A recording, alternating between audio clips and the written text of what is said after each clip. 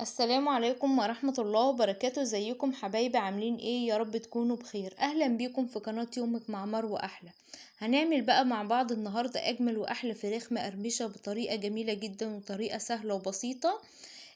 طبعا الفراخ ديت حلوة جدا ومقرمشة ما شاء الله، جميلة جدا. يعني عملناها بكل سهولة وكل بساطة وما خدتش مننا وقت خالص، في ثواني عملناها.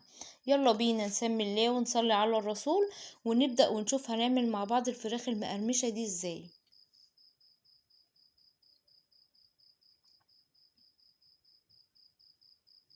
انا كده عندي اول حاجة حطيت حلة على البوتاجاز فيها مية، سبتها لغاية لما غليت معايا المية. بعد كده بقى هنزل فيها عندي بالتوابل.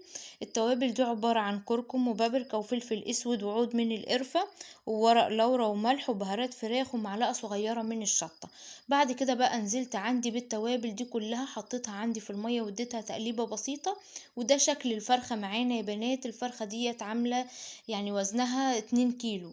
طبعا انا قطعتها بالطريقه دي زي ما انتوا شايفينها كده. وبعد كده بقى اخدت الفرخه عندي ونزلت فيها بالميه اللي انا حطيت فيها كل التوابل دي. وبعد كده نزلت فيها ببصلايه واحده وفص واحد من التوم، ونزلت عليها بواحده من المرقه زي ما انتوا شايفينها كده بالطريقه دي.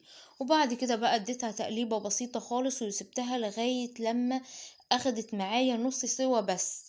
انا مش اديتها سوا كامل زي ما انتوا شايفينها بالطريقة دي. ما شاء الله الفراخ طالعة جميلة جدا معايا وطالعة ريحتها جميلة خالص. زي ما انتوا شايفينها طبعا اخدت معايا نص سوا بس. وبعد كده هبتدي بقى ان انا اطلعها عندي كده على طبق زي ما انتوا شايفينها بالطريقة دي. اهي كده ما شاء الله ده شكل الفراخ عندي.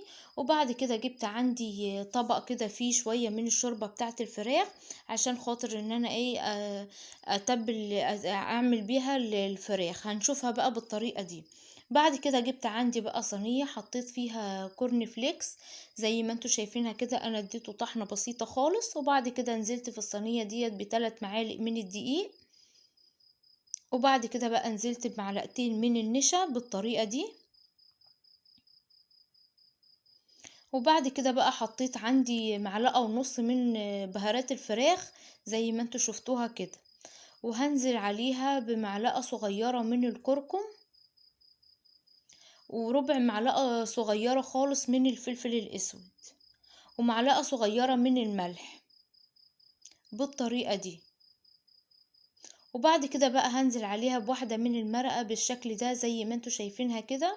يبقى انا كده حطيت عندي كورن فليكس وحطيت 3 معالق من الدقيق ومعلقتين من النشا ومعلقة صغيرة من الكركم ومعلقة صغيرة من الملح ورشة فلفل اسود وواحدة من المرقة بالطريقة دي. وهبتدي بقى ان انا اقلبهم كده مع بعض كويس جدا. طبعا عندي الفراخ هنا سبتها لغاية لما بردت تماما. بعد كده بقى همسك الفراخ هحطها كده في الشوربة، في طبق الشوربة اللي انا شلته عندي على جنب زي ما قلت لكم اهو بالطريقة دي. يبقى انا حطيتها في الشوربة الاول وبعد كده حطيتها بقى في الكورن فليكس والبهارات في التتبيلة بتاعتها كده الجميلة دي اهو زي ما انتوا شايفينها كده ما شاء الله. يعني بتشيل معايا طبقة حلوة جدا. ومش قادرة اقولك بقى كانت جميلة وكانت يعني بصي الفراخ هتطلع مستوية معاكي وهتطلع خطيرة اهو زي ما انتوا شايفين كده. يبقى انا بغمسها في الشوربة ديت مرتين وبحطها في الكورن فليكس مرتين اهو ما شاء الله بالطريقة دي. يبقى انا كده خلصت عندي بقى الكمية زي ما انتوا شفتوها بالشكل ده. هجيب هنا عندي بقى طاسة على البوتاجاز وهبتدي بقى ان انا احط فيها الزيت وهسيب الزيت لما يسخن معايا.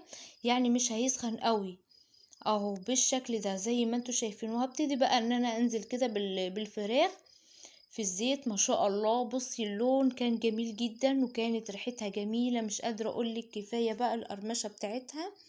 وكانت الفرخة مستوية وكانت جميلة جدا اهو زي ما انتوا شايفين بالطريقة دي. طبعا هبتدي ان انا هدي كده عليها النار واسيبها كده لغاية لما تتحمر كويس جدا عشان تاخد اللون الذهبي الجميل معانا. وبكده ما شاء الله ابتديت ان انا اقلب كده الفراخ بالشكل ده زي ما انتوا شايفينها كده. طبعًا لو أنتِ حابة بقى تعملي جنبها رز أبيض، تعملي جنبها رز بشعرية ما شاء الله، أنا عملت جنبها رز اللي هو حبّاية وحبّاية، ما شاء الله طلع طعمها خطير جدًا، وطلع الرز ما شاء الله معانا جميل. أهو بسم الله ما شاء الله، ده شكل الفراخ بقى معانا بعد ما اتحمّرت، شكلها تحفة جدًا، والفراخ طالعة ناشفة ومقرمشة ما شاء الله، مش قادرة أقول لِك بقى عليها وعلى حلاوتها، وكان الطعم جميل جدًا.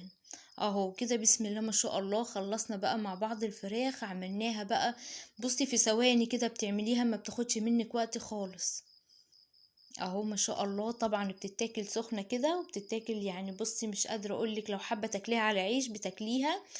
طبعًا أنا حطيت عليها كده مايونيز، طبعًا لو حابة إن أنتِ تحطي كاتشب، مايونيز، بُصّي بتمشي مع كل حاجة.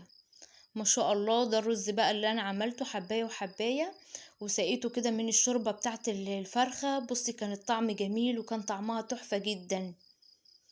أهو ما شاء الله يعني لو جربتيها وعملتيها هتطلع معاكِ ناجحة وهتطلع معاكِ ممتازة جدًا. أهو ما شاء الله الفراخ مستوية وجميلة جدًا.